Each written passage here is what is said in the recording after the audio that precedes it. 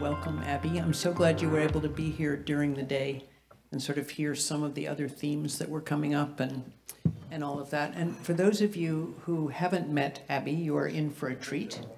And she has just such a diverse, interesting history in both as an activist, as a philanthropist, as a filmmaker, as a storyteller. So I guess I'd like to start with a sort of general framing question, which is, this is pretty broad. What led you to the path, which I'm sure has been an evolving path that you're on? So anything you can tell us about kind of, how you got involved as an adult, what the influences were, what the reactions were, and kind of where you are now. Sigh. That's an interesting, very broad question. My path has never been a planned path. I think of it as like I have this carpet unrolling in front of me and I just keep walking, and sometimes it turns and I turn with it. And every time I've trusted myself to take a turn, it's been the right choice. So I figure I'm 64 now, so why change that policy? We didn't have a family foundation in spite of the name and the obvious wealth that came with it. We had one, but it was nobody really cared, and it was the worst possible example. We'd come into a room with all of our family dysfunction and scream at each other for a while. And my first few grants were to things like the gay men's health crisis, not because I knew anything about the gay men's health crisis. I'm so glad I got to know them through that, but because I knew it really bummed my mother out to write the check. So there you go. That's why I mentioned reactions. Yeah, exactly.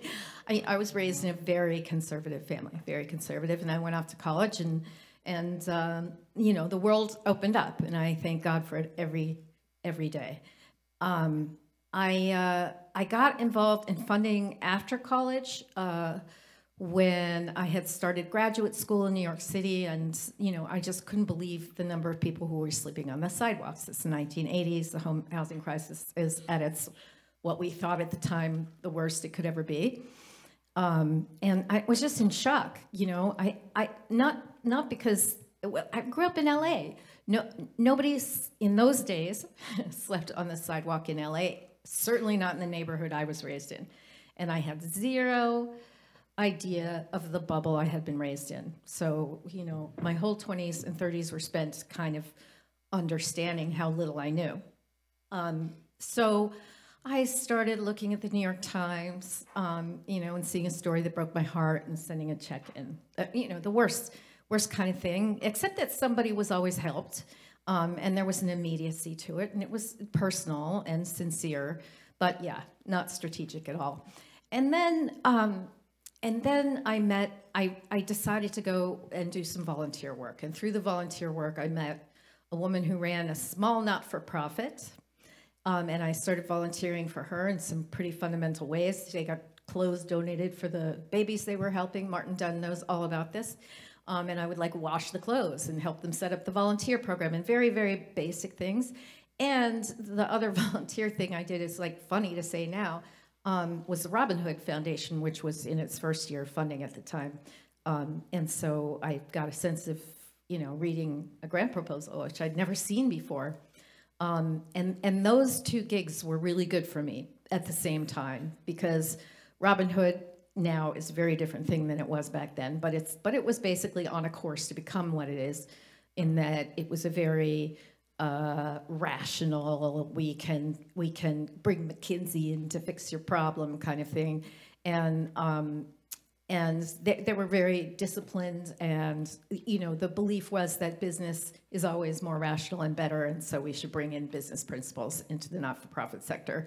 And on the other side, I was working with someone who was working her ass off to get the reports in on time and to jump through the hoops, and I saw what a consistent humiliation it was, how little dignity there was in that job, and how consistently they were funded at 70% of what they really needed to do the actual job.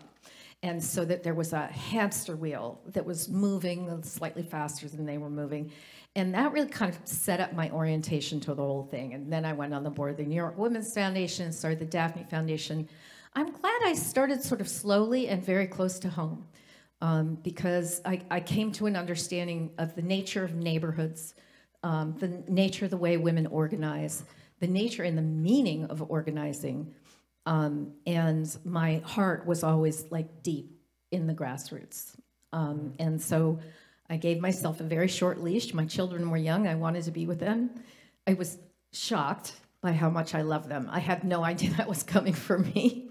And waited until they were a little bit older before I started moving further afield.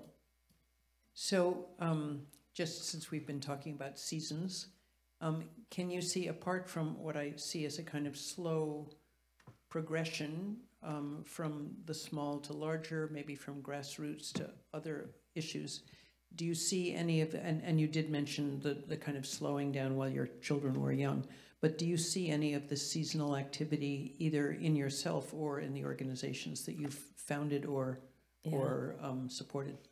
Absolutely, yes.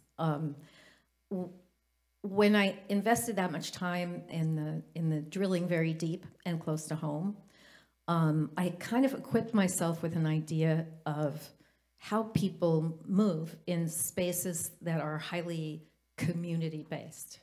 And so when I did start traveling further afield with no intention of ever making a film, I mean, I could only look like an idiot, you know, by making a film with my last name, you know, and I'd seen my own brother get like savage for the films he'd made.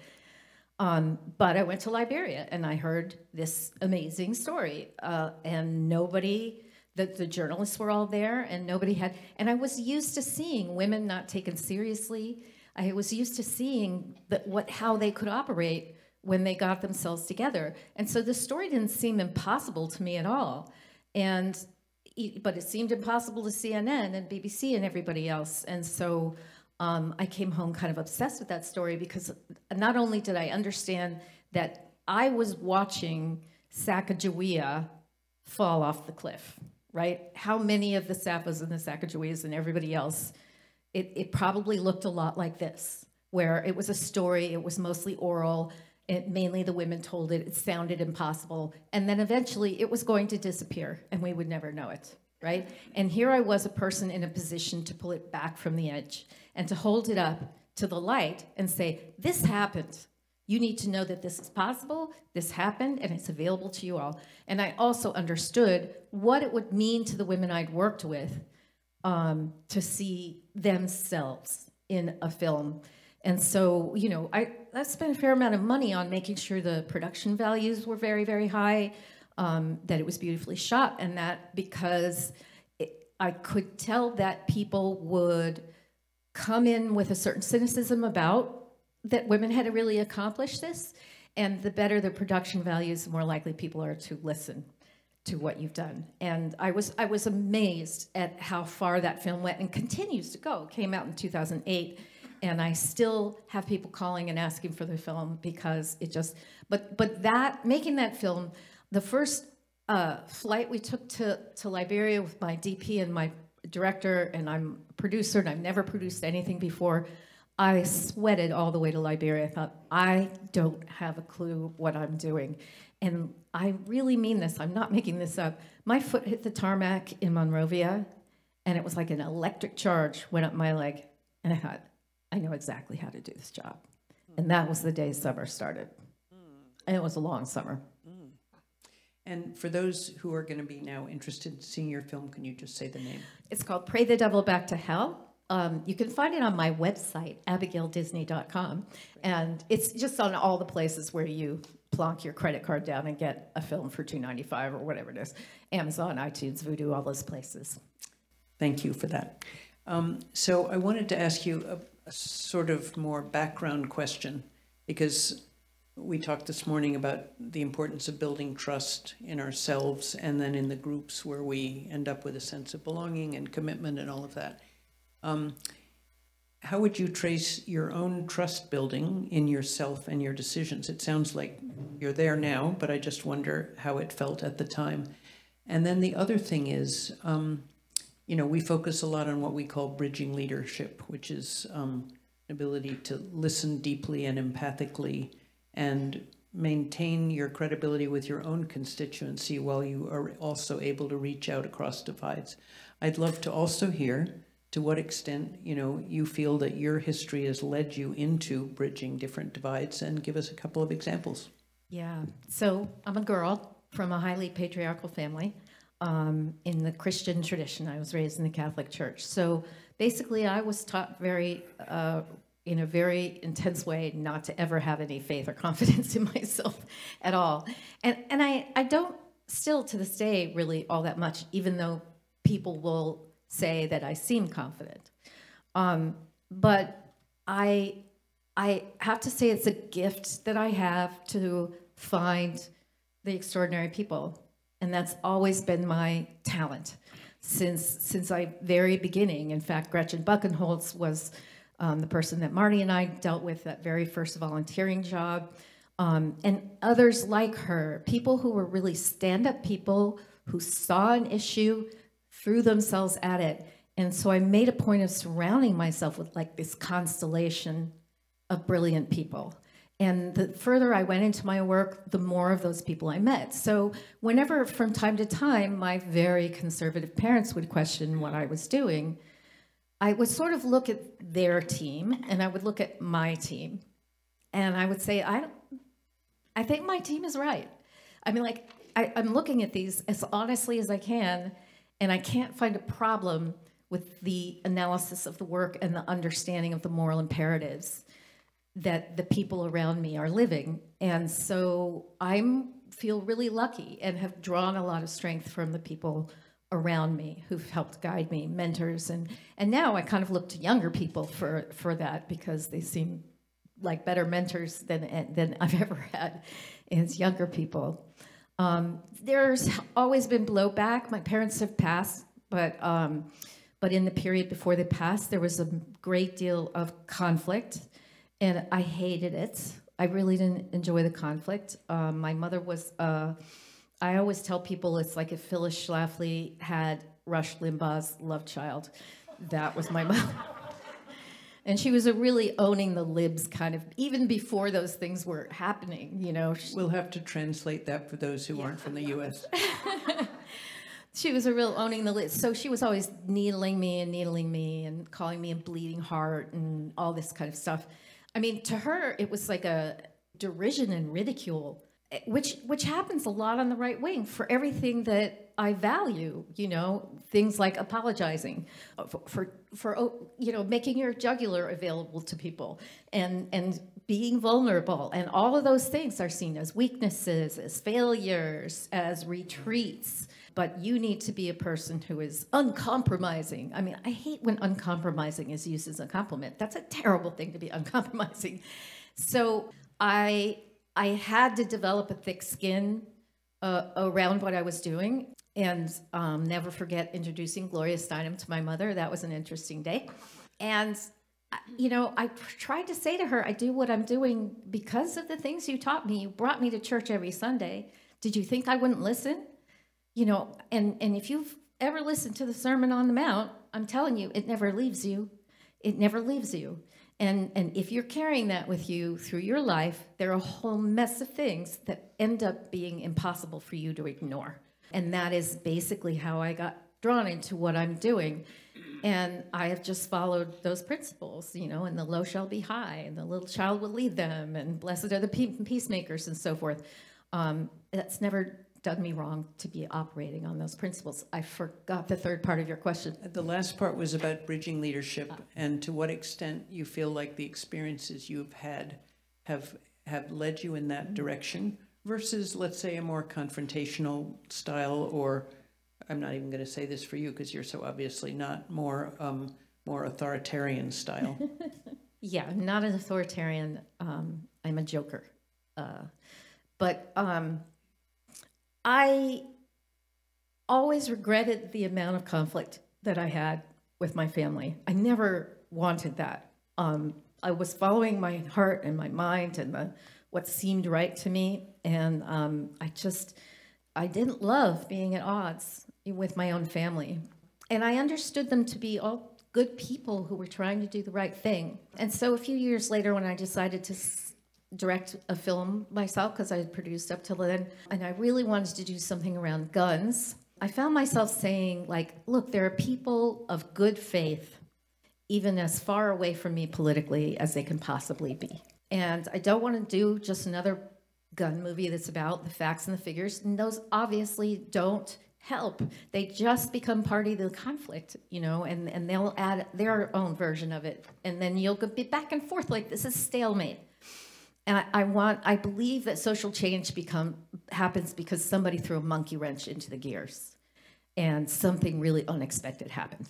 And so I reached out, I cold called one of the co-founders of Operation Rescue, one of the most virulent anti-choice groups in the country. And he was the fourth person I called in this vein, but the fourth person I called was Reverend Rob Schenck, and I said, would you just talk to me? I really firmly believed that there would be people who really meant what they said. And so I went down to DC and we sat in a room. He sat as far away from me as he possibly could. And I thought that was contempt, but it was fear. And I feared him. And so I had prepared sort of a thing. I said, I don't think you're crazy and I don't think you're stupid. If we chose to fight, we could fight. I've Googled you, you've Googled me. We can get right into it if you want to. Well, okay. But like, what if we chose not to do that? What would happen just in this one room, in this one moment of time, if we were just to stand on all the ground that we share? And was this being filmed? No, because he never would have trusted me with that.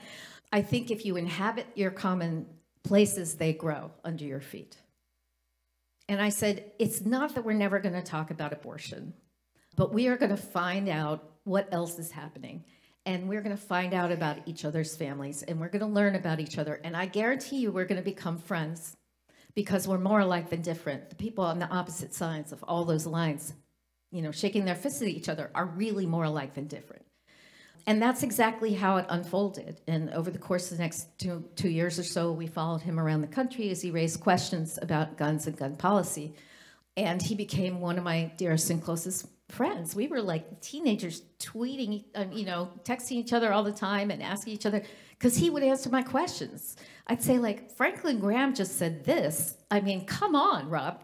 And you know, and he would answer my questions. And it was interesting to hear the insight of the mind. The time finally came about 1.5 years into it when I had to go shoot him doing a prayer at the beginning of this horrible right-wing dinner, and Michelle Bachmann was there, and Coulter and Rick Perry, and I mean, it was just like a rogues gallery. And Anna Coulter got up and gave a speech that was so offensive and so racist. I just couldn't even believe what I was hearing. And I finally had to get up and leave and go into the ladies' room and lock myself in a stall because I thought I was going to throw up.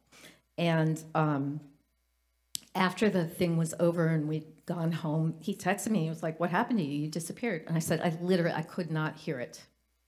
And he apologized to me.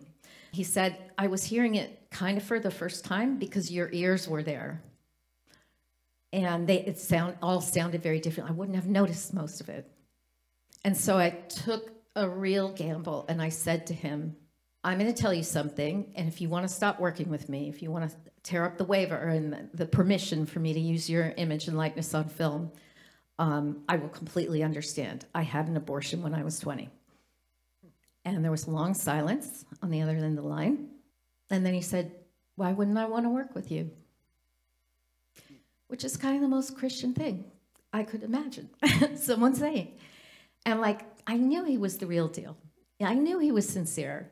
And I knew that if we talked about it once we actually really loved each other, there would be a different conversation. So the next time we saw each other, we sat down and he said, I wonder if you would trust me with the story of your abortion. And I have to say, first of all, I never thought of it as a story. I appreciated him say, would you trust me with it? Because, yeah, it was a question of trusting him.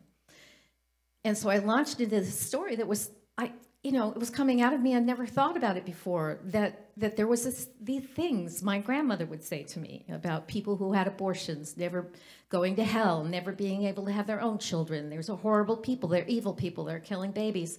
that was what I was raised on, but I was 20 and I was lost, and I knew that, my life was essentially over. Yes, I could have afforded it. But I also understood that I needed to do a lot of work before I was going to be anybody's mother.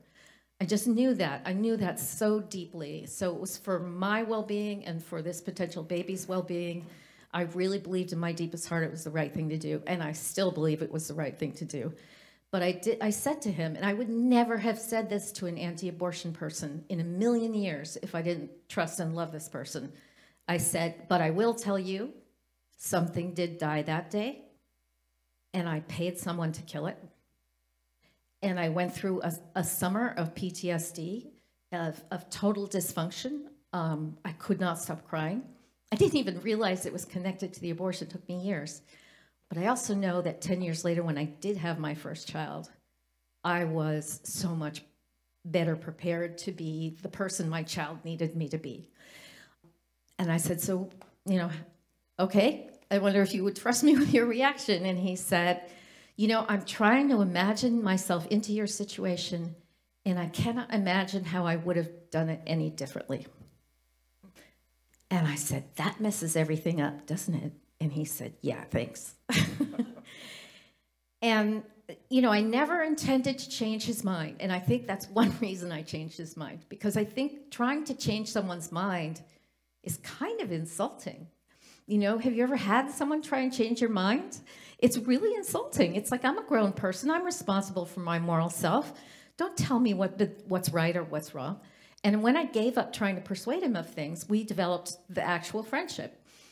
And then I just told him my truth as I understood it, without fear and with a lot of trust. And he heard me fully.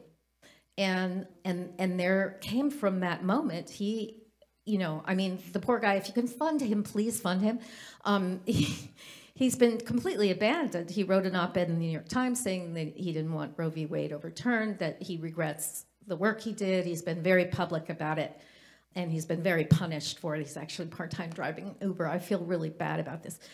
He's a wonderful human being, and he's a gift to the world. And it was really because, I credit myself for picking up the phone and calling him, which was the scariest thing I've ever done, for both going in the room and being in the room with him. And for him saying to me, there's a deep moral failing at the center of my community, and I cannot pretend I don't see it anymore. Well, thank you for sharing all the aspects of that story. And I can imagine that if anything would have helped you recover from, your mother's criticism and all of that, that going through that experiencing your own fear, but therefore your own courage to do this, and then the beautiful relationship that developed and the trust that developed, and then you having the courage to trust and him having the courage to trust, that just sounds like such a healing thing to me in terms of, what you had to suffer with your parents. Exactly. And I have to say, the more we leaned into each other, there was more to lean into. The more we trusted each other, there was more to trust. Like the feedback loop that starts to happen at a certain point when you've taken the leap and you've made the effort. And honestly, I do think that we talk about scale in philanthropy, and I just hate that word, because everything that really needs to happen at the level that what Rob and I accomplished there. And we both accomplished it. And I don't know how to do that, but if every single person, social media should be helping us, not hurting us, right? Because I even went to Facebook after the 2016 election and said, how about an app where you put somebody from this side of the political spectrum together with somebody from this, and you create ground rules, and they just talk. Because with the right ground rules, anything is possible. And people are inclined to like each other. This is what we need, each other. And much of the pain and suffering in this country right now comes from the fact that we have deprived ourselves of one another in a really basic way. My life is so much richer because I had my mother, who was the opposite of me in every way, and my father, and all the worshiping of Ronald Reagan and the dismissing of the evils of El Salvador and all the rest of it. You can say all you want about how the ways they were wrong, but there were 1,000 ways they were right. And I think of myself as bilingual. And I don't go into spaces thinking they're crazy or stupid or somebody's tricked them or whatever else. Like, I just want to connect. Well, that's very beautiful. I wonder, to return to the subject of philanthropy, if you could say what role you think philanthropy could have, or to what extent it is have, in where systems are unjust or where climate is apparently inevitable in terms of what's happening. What is the role that you would like to see in shifting those systems through philanthropy? Well, Chloe and everybody, I forgot your name, Carlos. I love what you were talking about in terms of, patience, and sometimes the season is right and sometimes it's not. I do think that I watched it happen as I watched the Robin Hood Foundation grow. I watched this impatience that is so a piece of the kind of Gordon Gekko philosophy of life that developed through the 90s and the thousands. We got to do everything faster, cheaper, smarter, better. And all I want to say to philanthropists is go slower, expect less, spend more. Especially just from the human perspective of what we're putting staffs through.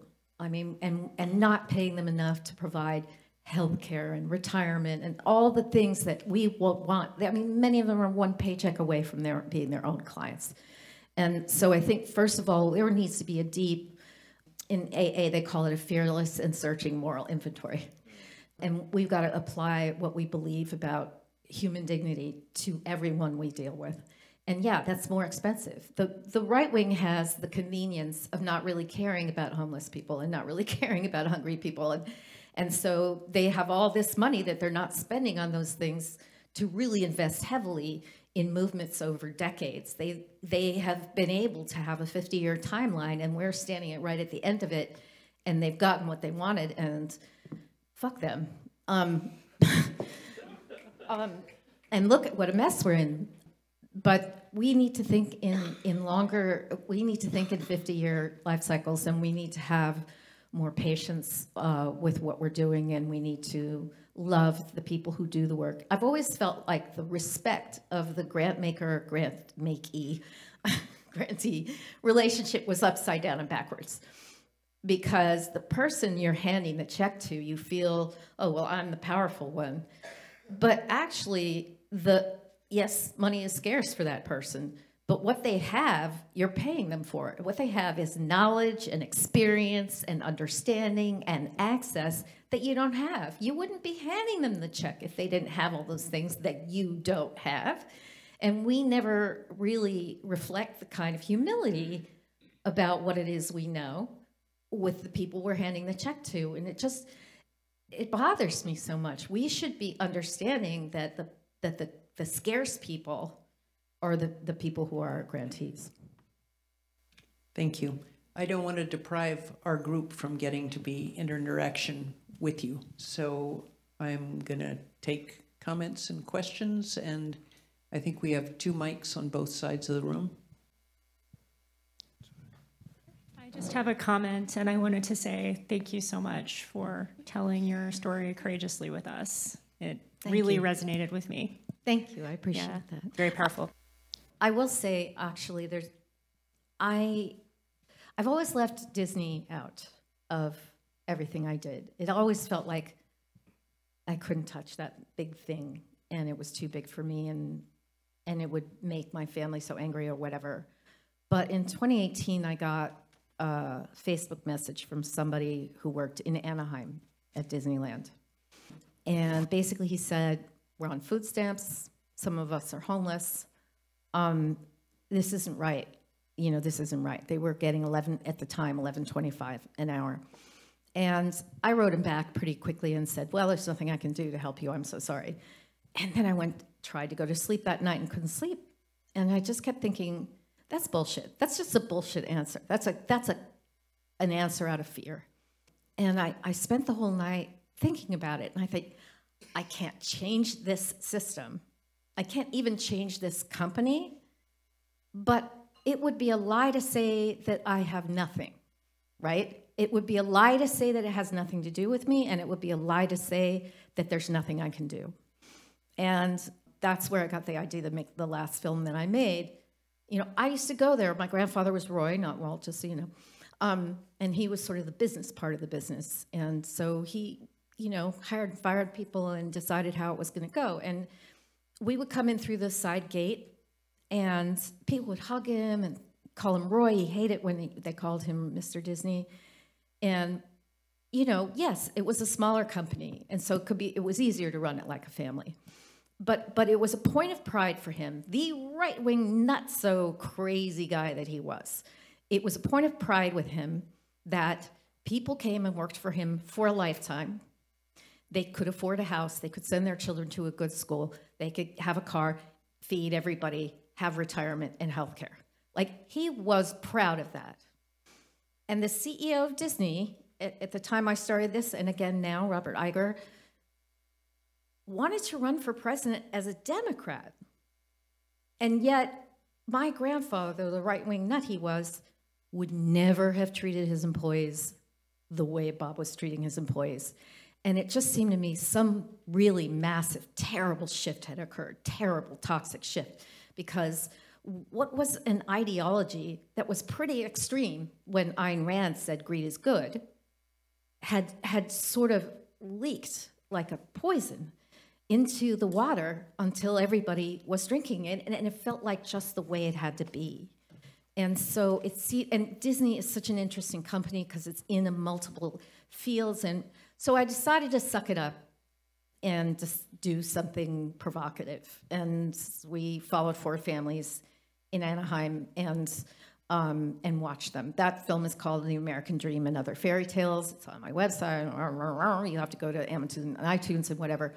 And I have to say, the film I've made that the fewest people have seen, because none of the streamers, including Disney's competitors, would meet with us.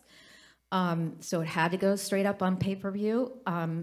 So it's the least seen film I've ever made, but I will say to you, it's the film I'm proudest of, because you can do something. And we all have a place behind us. We all have these ancestors back there, and it's not always been pretty. And while I don't think we're at fault for what our ancestors did, it doesn't have nothing to do with us. I mean, like, if I get to go around in my life getting all these perks and nice things because I have this last name Disney and my ancestor did something and I didn't even really know him, and somehow people like give me more credit than they should and give me nice table restaurants, if I'm willing to accept all of that, then I also have to look behind me at the slave owning and the Native American land and all of the rest of that too. It doesn't have nothing to do with me. So that was my first attempt to go back and really look at the active damage on top of which my good fortune was built, and to address it a little bit. And by the way, I will say they're at $26 an hour now, and I take full credit for it. Great.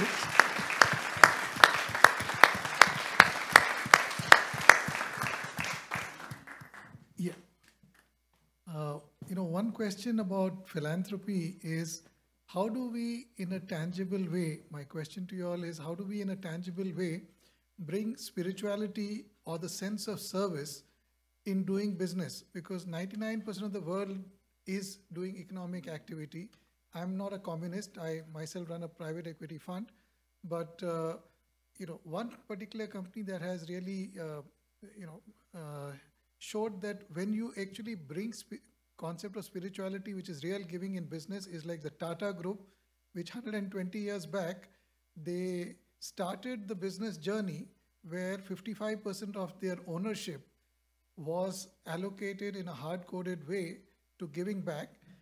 But in 120 years, they haven't shrunk. They have continued to do well. So the concept of spirituality in business actually helps create long-term business and a sustainable business with the right focus on, or the right balance on both giving and doing well.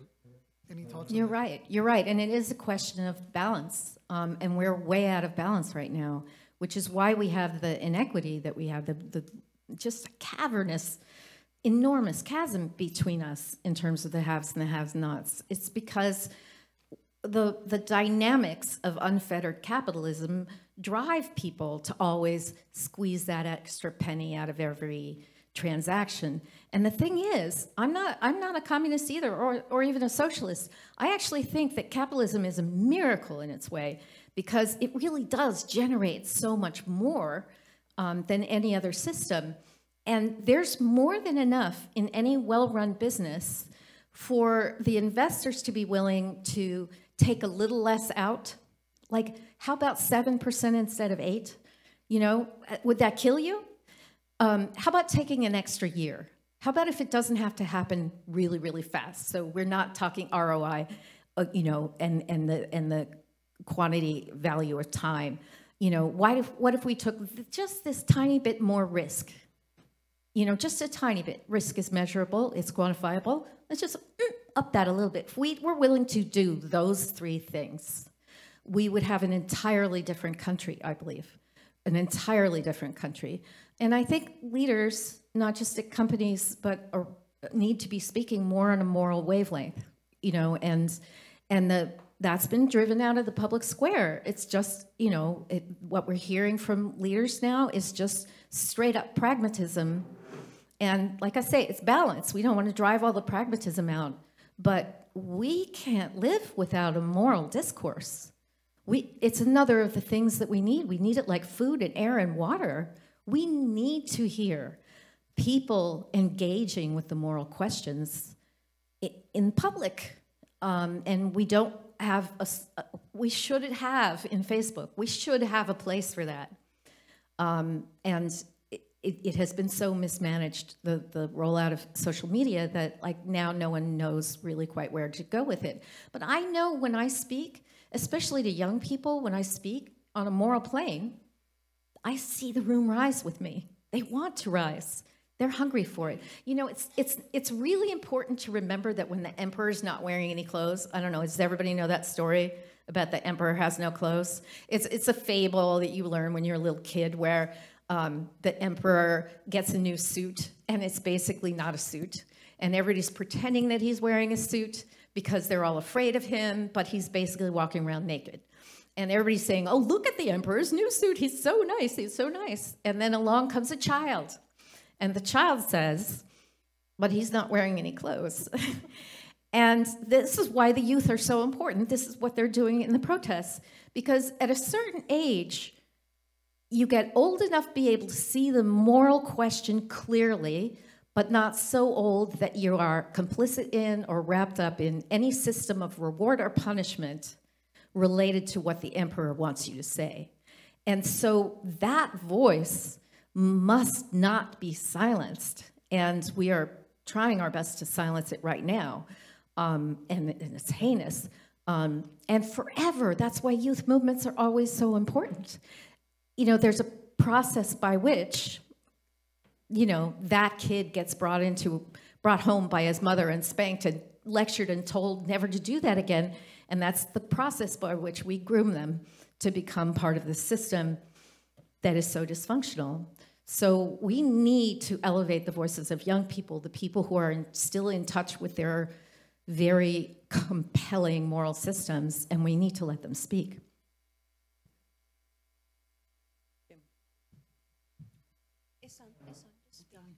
Hi, thank you for all of this. It's always interesting to see what you're up to and all the challenges you take on.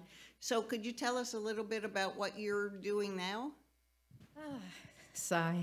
I'm taking a little break from movie making, sadly. It really breaks my heart, but it's just in such disarray right now, and there really is no way to get eyeballs on your film. There's just the platforms have collapsed, and I don't know how I would find audiences at this point. So I decided to take a little step back. So I'm writing a book right now because I've been trying to engage with the real story of my mother's upbringing in New Orleans and historically all that that meant. my grandmother's grandmother inherited human beings, humans. And she was 10 when the Civil War ended, and they were ruined financially. And so her narrative in life was, we were nice to them. They stayed. They were so helpless. They didn't know how to take care of themselves. And once we were great. We were great. My mother used to say things to me like, walk tall, you have the blood of kings in your veins. I never really understood how toxic that was until I started really thinking about how it fit into this mythology that I had been given. And I remember sitting in 5th grade, this is my own Emperor's New Clothes moment, where I'm reading my history textbook and my mother's standing over me and she's shaking her head and I say, what's up, Mom, what are you reading? And she said, look at that, look at that. That's what the Yankees always do. They always lie. They were not mean to their slaves. They were not mean to their slaves. And I remember looking at her and going, but they were slaves. And you know, when you're 10, things seem pretty clear because they are. And the process that my mother was engaging in there was actually a natural process. She wanted me to love and honor my ancestors. This is the most normal human thing in the world, and not believe them to be monsters.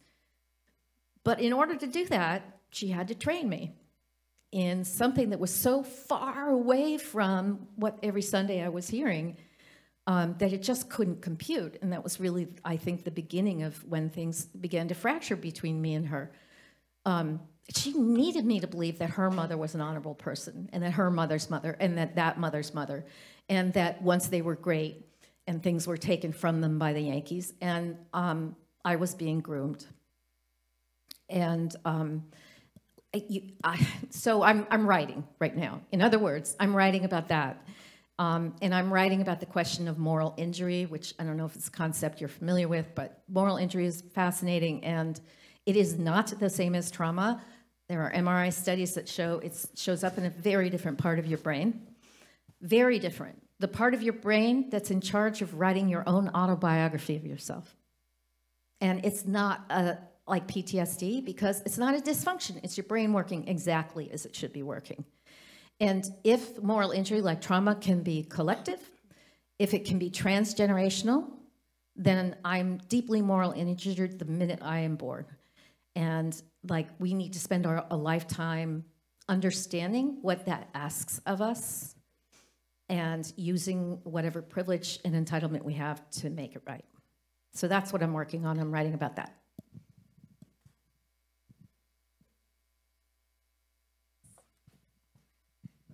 Hi, thank you. As I understand it, your film in Liberia was helped result in a pretty seismic shift that eventually elected President Sirleaf. So thank you for that, and congratulations. You're welcome. My question is, or I guess I would love to hear your take on the role of art and creativity in movement building, in creating change. Thank you for that. Although I'm going to disavow the privilege of having elected President Sirleaf. She would not like that. And also, we got there after she was elected, right after her inauguration. So she was the happy ending, or as Lema says, the cherry on the sundae. I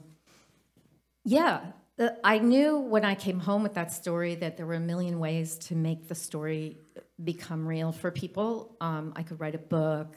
I could go around telling people about it. But it was clear to me that film was the best and highest way of presenting the story so that it really climbed into people's hearts. And I had to unlearn a lot of things about storytelling to do this form of storytelling, which is highly artistic, a lot of creative choices and so forth. Like we had, oh my God, the stories of rape, you know, just one after another after another. And I, as an activist, wanted like, oh, let's pile on the stories of rape. That's activist impulse, but it's bad storytelling. And so I was smart enough to be working with a director who was brilliant and said, no, we're not going to do that. We're just going to have this one story that seems to contain all of it. And that one rape story is so powerful just there, and then kind of punctuating it at the end with this cloth in the breeze and a fade out and a slow transition to the next scene, and all of the things that you do and the music and the choices you make. There's something extraordinary that happens in a film theater when you're in the dark and you're all alone and you're not in your body. You know, if you come in with a sore foot, you can't remember your foot. Your foot is not there. You're in some kind of other space, and your heart opens in a way that it just doesn't open in almost any other space. And that's what art can do. And when I first started funding, I was very practical. I was like, art, schmart, I don't need to do art. Let's just feed the hungry people. But eventually, I realized that I was squandering a real opportunity to reach into hearts and minds, not change them, but just to reach into them and to jog them a little bit and give them something new to think about. So yeah, no social change, no art, no social change. I also wanted to compliment you on these amazing stories you've shared today. I mean, they've been amazing. There's been a lot of talk lately, or some talk, about the rapid advancement of technology, AI, social media, and the disconnection from the humanities and the arts. And I wanted to ask you, what do you see? Because your work is amazing in terms of the art. What do you see as some of the solutions to bring those together so that humanity doesn't get disconnected from itself by the advancement of technology, AI, social media, which is having this disconnection and isolating effect on people? Yeah. It's really tragic and ominous that the people who are guiding us into this age tend not to have much emotional intelligence, and yet they have been told and signaled in every conceivable way that they know stuff and understand stuff better than other people do, partly because they have wealth, partly because they're mostly men, partly because what they know is valuable to people. But I have to say, I'm not well equipped to future trip very well. I'm just not, and I used to think that was bad, and I really need to catch up and whatever. But what I'm understanding is like what I know has value every day more. And I see among young people, I have 4 kids, 33, 32, 28, and 24. And I see what they're hungry for. And it's not more social media. They want connectedness. They want powerful communication. They want human values. I don't know if they're just freaks. Maybe they are. But I suspect they're like a lot of kids. And that we've been in a wind tunnel, and I think maybe potentially they are going to step out of it. I think they resent what's been brought upon them. And there is more and more evidence that people are putting their phones away and choosing other ways of interrelating. So I actually think we should lean into that. Like when they're communicating, for instance, when they're protesting, we should not suppress them. I mean, of course, we should stop them if they're violent or if they're promoting violence, or yes, of course, we stop that. But what we know in most of those protests is that most of the kids there wanted to reject those people. Most of those kids there wanted to get rid of the violent ones. So I think there's a great deal of moral authority in young people, and we need to bring that along, and that will be the answer to AI and high tech. I really wonder, I mean, I don't know what's going to happen in this election, and I think if I had to bet today, I would say we're going to lose, which is terrifying. A little piece of me thinks, well, maybe it's time the liberals stop having so much faith in government and place more faith in human community. Because the answer doesn't always come from the top. And the best way of activating real change has always been from the bottom. Thank you. I'm just amazed that every subject that you're addressing, it's like you take us 3 levels deeper and raise questions that are really significant and important. We probably have time for 1 or 2 more. Is there anyone else who would like to comment? If not, I wanted to say a few things. I guess what I wanted to reflect on are, and don't get embarrassed, that the qualities that you demonstrated that to me are so utterly fundamental to our way of being within ourselves and with each other. So let me just lay some of those out. Humility being number 1, you know, it's just so important, and it's so endearing is the other thing. I mean, how used we are to people starting with politicians, but, you know, just boasting. And so to the vulnerability that it takes to not just be humble, but also to talk about things that were difficult or that we felt bad about or that we're ashamed of or whatever. That's the kind of thing that builds trust. But to get to the point to feel comfortable enough to do that takes a lot of inner work, because all the things that are there, which could be shame or grief or rage, you know, we have to work through those enough so that we know we're really speaking directly from the heart as well as the mind when we make statements like you've made. And then, you know, the story about, talk about reaching out across divides and building trust. I mean, that was like, you know, starting with sitting at opposite ends of the room and recognizing that both of you were afraid. Finding the inner strength, which probably also partly comes from having a trusted community. You mentioned the people you chose to surround you, I think can give us the confidence, or at least that's part of the equation. There's the inner part, and then there's being surrounded by people who we trust and who trust us. That gives us the confidence to speak out in the way you just spoke out, which was both courageous, to some extent confrontational, but also recognizing the complexities of all these issues with compassion, which is another just huge thing.